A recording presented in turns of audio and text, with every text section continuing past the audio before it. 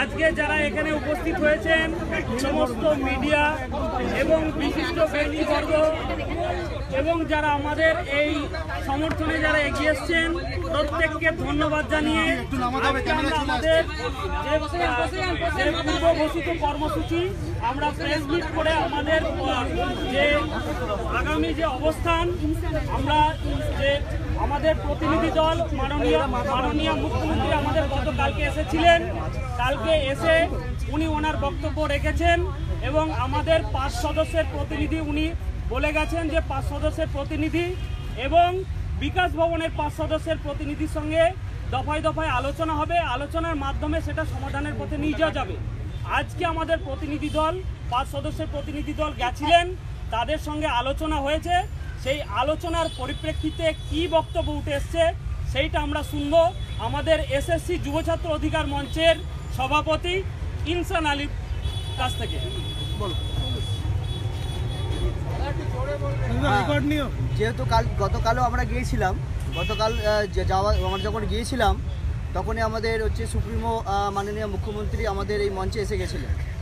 তো হ্যাঁ বলছি, এসে গেছিলেন। কালকে আমাদের প্রায় 3.5 ঘন্টা ধরে আলোচনা হয়েছিল। আমাদের 14টা পয়েন্ট এসএসসি সংক্রান্ত যে ভায়োলেন্স বা অশ্লীল সংক্রান্ত যে দুর্নীতি হয়েছিল বলছি, 14টা পয়েন্ট বিস্তারিতভাবে 3.5 ঘন্টা ধরে আলোচনা করা হয়েছিল। আলোচনা করার পর আমরা আজও গিয়েছিলাম, যেহেতু কালকে 14টা ফাইলের মধ্যে একটা ফাইলের ডকুমেন্ট আমরা জমা দিতে পারিনি, সেই পরিপ্রেক্ষিতে আজকে আমরাও গিয়েছিলাম। যেহেতু সুপ্রিমো বলে গেছিলেন যে আমাদের যে 5 জন কমিটি করা হয়েছে, মানে বিকাশ ভবনের যে 5 জন কমিটি করা হয়েছে, তার সঙ্গে আমাদের এসএসসি ছাত্র যুব অধিকার মঞ্চের 5 জন সদস্যকে যুক্ত করার জন্য সেই বার্তা আমরা যেহেতু মিডিয়া মারফত বা বিভিন্ন রকম সংবাদ পেপারে পেয়েছিলাম, সেই পরিপ্রেক্ষিতে আমরা গিয়েছিলাম। আর আমাদের কালকের যে ডকুমেন্ট দেওয়ার কথা ছিল সেই ডকুমেন্টগুলো আমরা দিয়ে এসেছি। আজও আমাদের বিস্তারিতভাবে আলোচনা হয়েছে এসব নিয়ে। আলোচনা করার পর আমরা ওনাদের সঙ্গে যেটুকু কথাবার্তা হয়ে বুঝলাম, আমাদের যে কথাবার্তা ছিল মানে 14টা পয়েন্টের যে কথাবার্তা সেগুলো খুবই অথেন্টিক। ওনারা বিস্তারিতভাবে ব্যাপারটা বুঝেছে যে এই 14টা পয়েন্টের যে এসএসসি সংক্রান্ত যে প্রবলেম ছিল সেগুলো খুবই মানে গুরুতর প্রবলেম। ওনাদের এই কথা বলে এলাম। আর আজকে আমাদের 5 জনের প্রতিনিধির সঙ্গে ওনাদের 5 জনের প্রতিনিধির সঙ্গে যুক্ত করা হলো। তো আমরা বললাম তাহলে আপনারা এই 14টা যে পয়েন্ট বা 14টা যে ফাইল অথেন্টিক পয়েন্ট দিয়ে যে ফাইল দিয়েছি আমরা ডকুমেন্ট সহ, আপনারা কি বলছেন? ওনারা বললেন আমরা 1 সপ্তাহ সময় নেব, যথারীতি কাল থেকে ওই 14টা ফাইল নিয়ে ওরা বিস্তারিতভাবে 5 জন যে আধিকারিক, উনি হচ্ছে মনীষ জৈন, উনি হচ্ছে সেক্রেটারি, আর অলোকবাবু বা ডিএ ওএসডি, আরও 2 জন আইনজীবী ল সেকশনের আইনজীবী 2 জন ছিল, তারা কাল থেকে যথারীতি আমাদের এই ফাইল নিয়ে আলোচনা করতে শুরু করে দেবে। আমাদের বলেছে আপনারা 1 সপ্তাহ আমাদের সময় দেন, আমরা যথারীতি আলোচনা করে আপনাদের মানে আমাদের ফোন নাম্বারগুলো ওনারা নিয়েছেন, ফোন করে জানাবেন আবার কবে যেতে হবে বিস্তারিত ওনারা বলবেন। তো আমরা সেই দিনটার অপেক্ষায় আছি, ওনারা কবে ডাকেন। এই পর্যন্ত আজকে যথারীতি কথা হয়েছে। তো আস্তে আস্তে নিজেদের মধ্যে পর্যন্ত কথাবার্তা হয়েছে। তো আজকে যেহেতু সুপ্রিমো আমাদের মাননীয় মুখ্যমন্ত্রী এসে আমাদের এই মঞ্চে বলে গেছেন, সেটা আপনারা অবগত, মানে কি বলেছেন আপনারা ভালো করেই জানেন। তো সেই পরিপ্রেক্ষিতে আমরা আজকে আপনাদের জানাতে চাই, আমরা অনশনটাকে সাময়িকভাবে যেহেতু উনি যে টাইমটা বলেছেন জুন প্রথম সপ্তাহ পর্যন্ত, আমরা সাময়িকভাবে এই দিন পর্যন্ত আমরা অনশনটাকে প্রত্যাহার করলাম।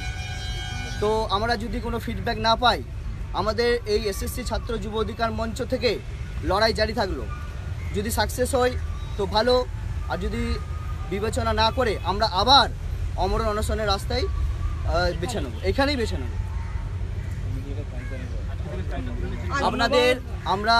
আপনাদের এসএসসি ছাত্র যুব অধিকার সভাপতি হিসেবে আপনাদের আমরা অসংখ্য ধন্যবাদ আমাদের তরফ থেকে। শঙ্কর ঘোষ ফোন করেছিল, তো কি বলেছেন?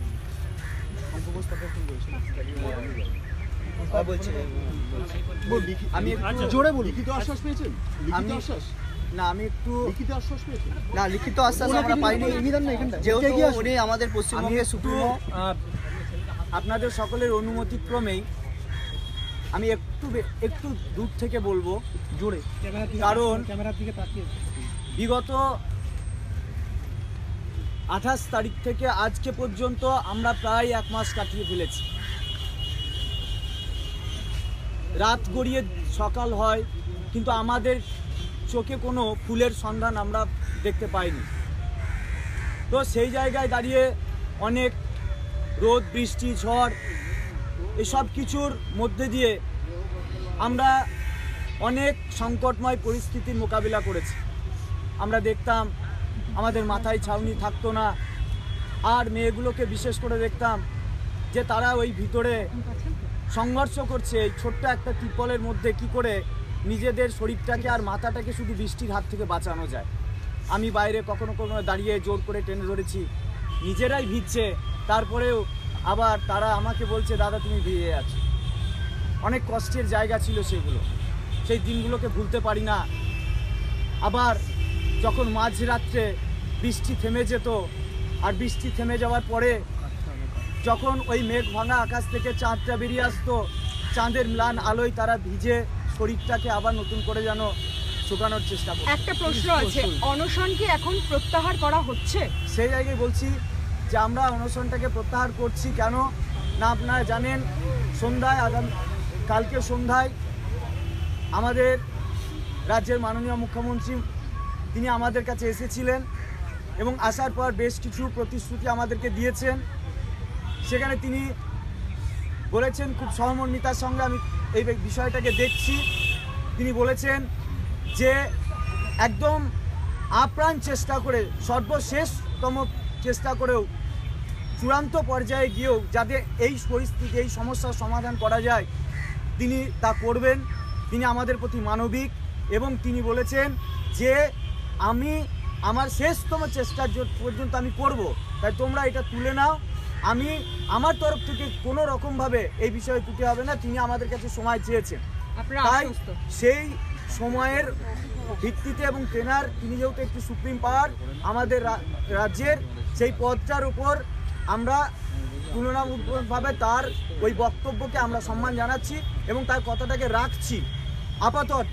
সেই সাথে এই আপামর এই আন্দোলনটা যেভাবে চলেছে সেখানে অনেক বুদ্ধিজীবী মহল, অনেক রাজনৈতিক ব্যক্তিত্ব, সাধারণ মানুষ, বুদ্ধিজীবী, মিডিয়া বন্ধুরা, পুলিশ প্রশাসন সকলে আমাদেরকে অভূতপূর্ব সাহায্য করেছেন। তাদের প্রত্যেককেই আমরা ধন্যবাদ জ্ঞাপন করছি এবং তাদেরকে সাক্ষী রেখেই আমরা ওই মাননীয়ার কথাটা আমরা রেখেই আমরা অনশনটাকে প্রত্যাহার করছি। এবং বিশিষ্ট একজন ব্যক্তির মত, যিনি আমাদের সঙ্গে আমাদের আন্দোলনের সঙ্গে মানসিক শারীরিক এবং নানাভাবে ছিলেন, কবি শঙ্খ ঘোষ, উনি বলেছেন যে তোমরা আমিও রিকোয়েস্ট করছি তোমরা এই অনশনটাকে তোলো এবং যদি আগামী দিনে সরকার তারপরেও রাজি না হয় আমি সশরীরে তোমাদের সঙ্গে রাস্তায় নামবো যদি না রাজি হয়। তাই এতগুলো মানুষের কথা, এত সম্মানীয় মানুষের কথা, সবার কথা আমরা রেখে সাময়িকভাবে আমরা অনশনটাকে প্রত্যাহার করছি, কিন্তু লড়াই শেষ হয়ে যায়নি, আমরা সময়টা পর্যন্ত অপেক্ষা করছি। আর বিকাশ ভবনে আজকে কি কথা হয়েছে? বিকাশ ভবনে যে কথা হয়েছে সেটা আমাদের প্রতিনিধি এখনই আপনাদের সামনে বললেন, সেটাকে আর পুনরাবৃত্তি করার বিশেষ প্রয়োজন আছে বলে মনে করছি না। শিক্ষামন্ত্রী ছিল বিকাশ ভবনে? না, শিক্ষামন্ত্রী আজকে ছিলেন না, আমাদের প্রতিনিধি এবং ওনাদের যে কমিটি গঠিত হয়েছে সেই কমিটি ছিলেন। আর আমরা আজকে আমাদের এই তাদের কথাতেও আপনারা আশ্বস্ত? আমরা আপাতত অর্থে ওই কথাটাকে রাখছি, যেহেতু কমিটির কথাতে কি আশ্বস্ত? কমিটির কথায় কমিটি তো এখনো পর্যন্ত চূড়ান্ত কিছু আমাদের কাছে ফাইসাল্লা দেয়নি, ফলে এই আলোচনাটা এখন চলছে, ফলে এখনই সামগ্রিকভাবে আমরা আশ্বস্ত এটা বলতে পারছি না, যেহেতু আলোচনার পর্যায়ে আছে। ওনারা যেটা বললেন যে যেহেতু সুপ্রিমো বলেছে, এই কথাটার পর আমি আর একটা ওয়ার্ড ইউজ করতে চাই না, ওনারা এই কথাটা বললেন। আর আপনাদের যে 5 জনের কমিটি হওয়ার কথা সেটা হয়েছে? হয়েছে, হ্যাঁ। কে কে আছে? নামটা একটু বলুন। শেখ ইনসান আলী, শেখ ইনসান Ali, MD Hafizul Gazi, Rakesh Pramanik, Arpita Das, Tania Seth, physical and work এডুকেশনের 2 জন, কারা? শর্মিলা মণ্ডল, রুমকি প্রামাণিক, মোট 7 জন। ওনাদের দুজনের নাম হয়ে গেছে তো? থ্যাংক ইউ থ্যাংক ইউ আচ্ছা, আর একটা কথা আমি বলি, আমরা আমাদের অনশন কিছুক্ষণ সময় চেয়ে নিচ্ছি। হ্যাঁ, আমরা আমাদের অনশনটা ভাঙবো। সেই অনশন যাদের হাত দিয়ে ভাঙা হবে সেই 3 জন ব্যক্তি যারা আমাদের সঙ্গে ছিলেন বিশেষভাবে, আমাদের আন্দোলনের সঙ্গে আমাদের বিশেষ মিত্রস্থানীয় অপূর্ব ঘোষ, এবং আমাদের এই অনশনকারী যাদের শারীরিক দিকে কোনো ক্ষতিগ্রস্ত যাতে না হয় এবং তাদেরকে সুস্থ রাখার আপ্রাণ চেষ্টা করেছেন যে ডাক্তার মাননীয় পূর্ণব্রত গুণ এবং বিশিষ্ট বিজ্ঞানী ডক্টর তুষার চক্রবর্তী। আপনার নামটা একটু বলে দিন। আমার নাম মেহবুব মণ্ডল। Thank you. আমি আমাদের এই আন্দোলনের সর্বক্ষণের সঙ্গী মাননীয় অপূর্ব ঘোষ মহাশয়কে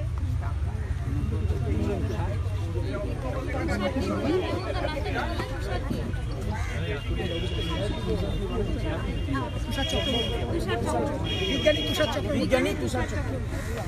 একটা নম্বরটা বলুন। 9777776600। বলুন।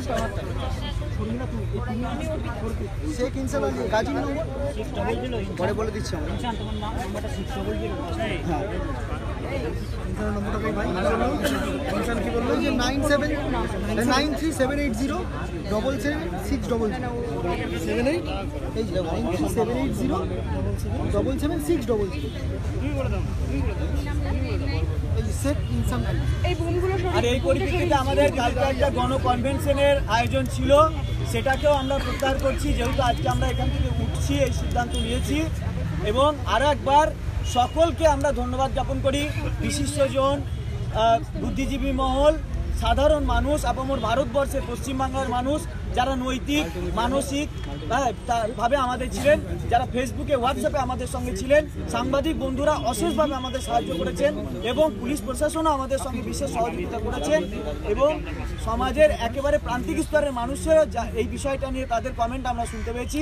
তাই সর্বস্তরের মানুষকে আমরা আন্তরিকভাবে ধন্যবাদ জ্ঞাপন করি এবং আগামী দিনেও আমাদের এই আন্দোলন তো জারি আছে। যদি আমাদের দাবি পূরণ না হয় তাহলে হয়তো আবার আমাদের এই স্থানে স্থলাভিষিক্ত হতে পারে। তাই সেদিনের জন্য আমরা আগাম তাদের কাছে অনুরোধ করছি যেন এই আন্দোলনে তারা আমাদের সঙ্গে থাকেন, এইটুকু আবেদন আমরা করছি। ওরের দাবি থেকে এখন সরে আসছেন আপনারা? আপনারা শুনুন না, মমতা বন্দ্যোপাধ্যায় আসার পরে বলছেন যে আশ্বস্ত করে দিন, তারপরে এই অনশন তুলছেন, কিন্তু আপনি লাস্টে এটা বললেন যে আবার আপনি আবেদন করছেন যে মিডিয়া যেন আসে, তাহলে কি মনে করছেন সরকার মানবে না এটা?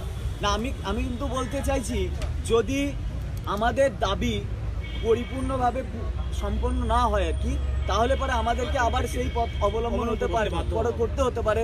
পরিস্থিতির নিরিখে যদি না হয় তাহলে সেই জন্য আমি বললাম আগামী দিনে সেই জায়গা আমাদের আবার যেতে হতে পারে।